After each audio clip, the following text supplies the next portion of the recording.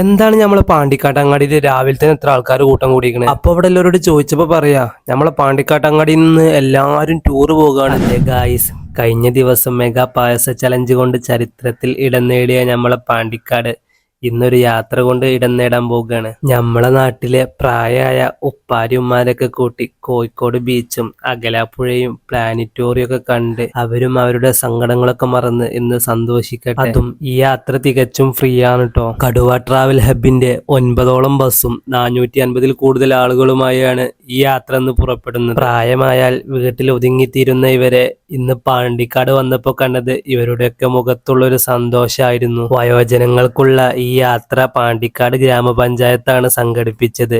ഏകദേശം 3 ലക്ഷത്തോളം രൂപയാണ് ഇതിനായി ഫണ്ട് പാസ്സാക്കിയിട്ടുള്ളത്. ഒന്ന് കറങ്ങാം കോഴിക്കോട് എന്ന ഈ യാത്രയും നമ്മുടെ പാണ്ടിക്കാടിന്റെ ചരിത്രത്തിലേക്കുള്ള ഒരു നാഴികക്കല്ലാവട്ടെ എന്ന് പ്രാർത്ഥിക്കാം നമുക്ക്.